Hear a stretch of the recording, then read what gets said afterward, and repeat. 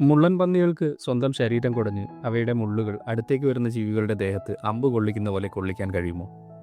നമ്മുടെ നാട്ടിൽ പലരും വിചാരിച്ചു വെച്ചിരിക്കുന്നത് അതിന് കഴിയുമെന്നാണ്. എന്നാൽ അങ്ങനെയല്ല. പറഞ്ഞുതരാം. സത്യത്തിൽ മുള്ളൻ പന്നികൾക്ക് അതിൻ്റെ മുള്ളുകളെ ശരീരത്തിൽ നിന്നും കുടഞ്ഞു തെറിപ്പിക്കാനുള്ള കഴിവില്ല.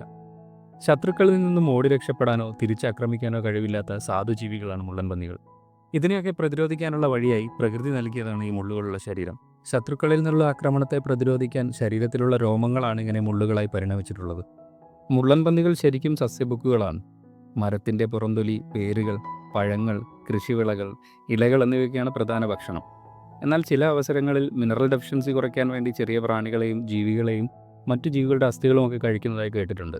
കണ്ടോ, ഇത്രയും അടുത്തെത്തിയിട്ടും എനിക്ക് നേരെ ഇവൻ ഇതുവരെ അമ്പ് ചെയ്തിട്ടില്ല. കെരാറ്റിൻ കൊണ്ട് നിർമ്മിതമായ ഉള്ളു പൊള്ളയായ മുള്ളുകളാണ് ഇവരുടെ ശരീരത്തിലുള്ളത്. ഇരപിടിയന്മാരായ ജീവികൾ ഇവയെ ആക്രമിക്കാൻ വരുമ്പോൾ മുള്ളുകൾ വിരിച്ച് പിന്തിരിഞ്ഞു നിന്നാണ് ഇവർ പ്രതിരോധിക്കാറുള്ളത്. ശരീരത്തിൻ്റെ പിൻഭാഗത്തുള്ള മുള്ളുകളാണ് കട്ടിയുള്ളത്. സ്വഭാവം കൊണ്ട് സാധുക്കളാണെങ്കിലും ഭക്ഷണരീതി കൊണ്ട് ഇവർ ചിലപ്പോഴൊക്കെ ശല്യക്കാരാവാറുണ്ട്. ഞാൻ നേരത്തെ പറഞ്ഞില്ലേ, കാർഷിക വിളകളും ഇവരുടെ ഭക്ഷണശീലത്തിൽ വരുന്നതാണെന്ന്. അത് തിന്ന് നശിപ്പിക്കുന്നത് കൊണ്ട് തന്നെ കർഷകർക്ക് വലിയ ശല്യക്കാരാണിവർ.